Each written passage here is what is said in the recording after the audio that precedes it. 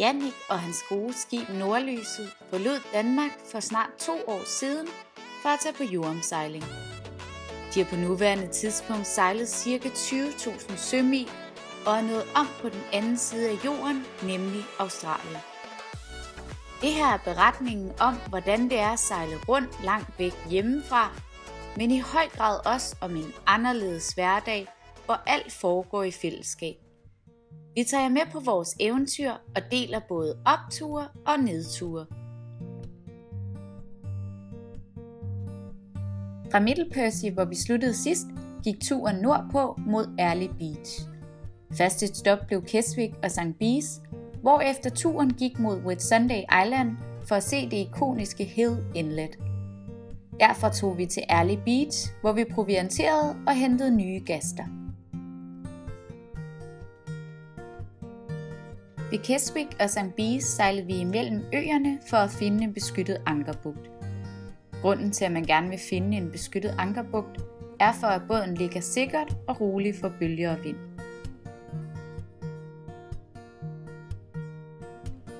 Da ankeret var lagt, tog vi ind for at udforske St. Bees.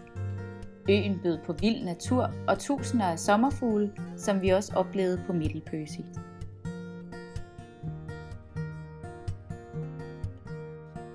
Nogle af sommerfuglene kom endda helt tæt på. På vores tur ind gennem den vilde natur, fandt Diana en lian, som hun ville prøve at svinge sig i. Det gik dog ikke helt som planlagt. Efter et kort stop på St. Bees blev sejlet sat endnu en gang, og turen gik videre til Whitsunday Island. Whitsunday Island er kendt for sin ikoniske bugt Hill Inlet. Hill Inlet snor sig ind i landet, og ved lavvandet fremstår havets snoninger tydeligt. Øen er toppen af et bjerg, som for flere af tusinder år siden var en del af fastlandet. Det blev til en ø som følge af istider, hvor det stigende havvand skabte øhavet ud for Australiens kyst.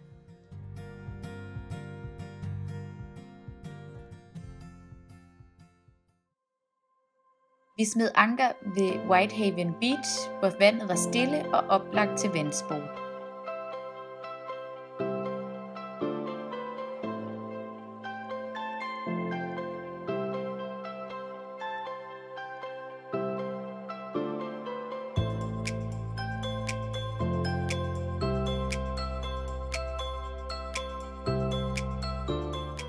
Vi havde for første gang vores windsurfer fremme, da stranden var perfekt at sætte i gang fra. Windsurfing har det til fælles med sejlads, at man også her bruger de forskellige vinde til at placere sit sejl og få fremdrift.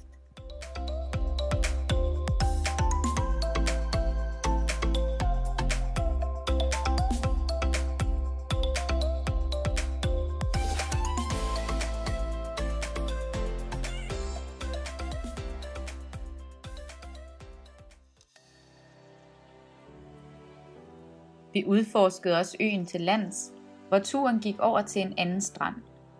På vejen så vi spor efter de mange skovbrande, som hærgede Australien i slutningen af 2019.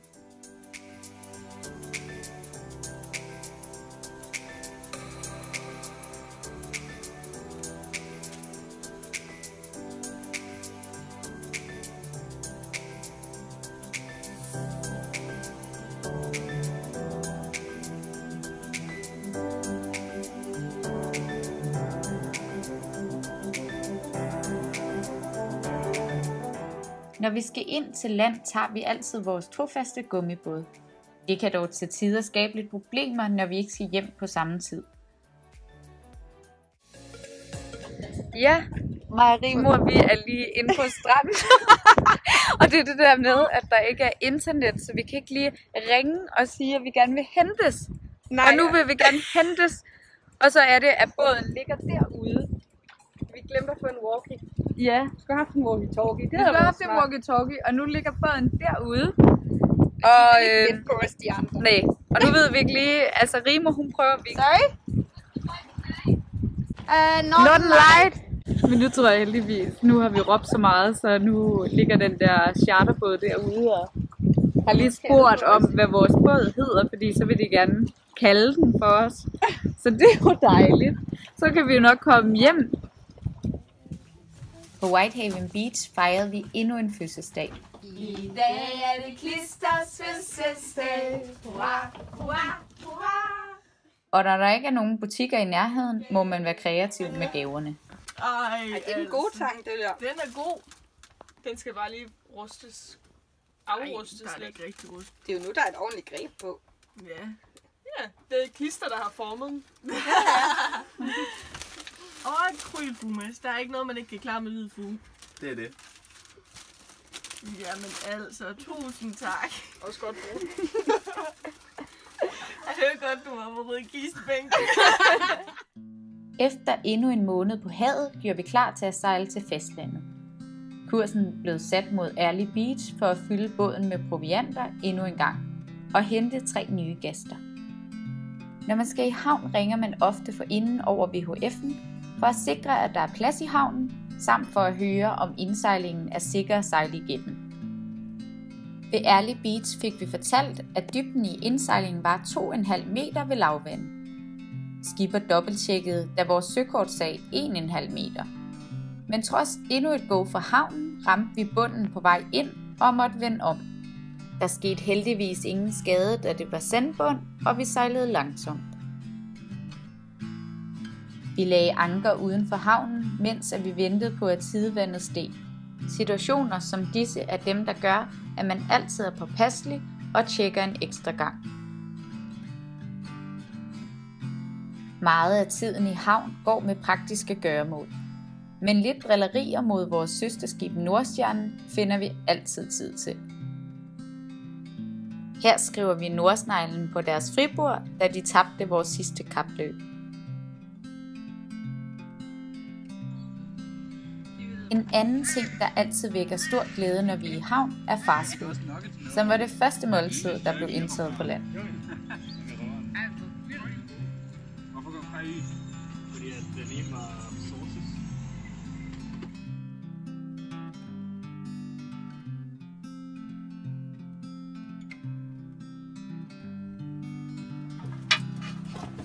Så har vi brugt for mange minutter. I juni måned begynder pukkelhvalerne at komme forbi Queensland. Så i Airlie Beach besluttede vi os for at bygge en stige op ad de wire, som holder masten. Denne stige skulle bruges til at spotte hvaler på de kommende sejladser.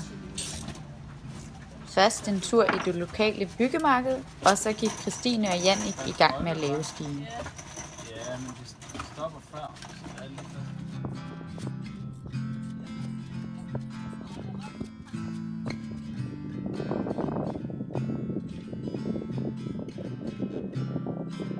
Har du det godt deroppe? Efter et par dage i Airlie var vi så heldige, at 3 nye gæster skulle på mønster. Her kommer en introduktion til de 3 nye. Hej, jeg hedder Frida. Jeg er blevet fiskeminister her ombord på Nordlyset. Og det er fordi, at jeg er en stor fiskeentusiast. Så lige nu er vi faktisk i gang med at række op til at fange nogle store fisk til aftensmad. Jeg hedder Freja, og jeg kommer et sted tilbage i Airlie sammen med Frida. Og vi så det som en god mulighed for os at komme ud på den her båd, fordi at vi ellers har rejst rundt i coronatiden her i Australien, og det har været lidt udfordrende nogle gange. Så vi så det som en helt igennem fantastisk mulighed at komme herud. Jeg hedder Jara. Lige nu så spiser jeg kokosnødder. Der har jeg ødelagt den lidt indeni, men det kan stadig spises. Da de 3 nye gæster var kommet ombord, var vi klar til at sejle afsted mod Hook Island. Se med igen i næste uge, hvor turen går til Hook Island.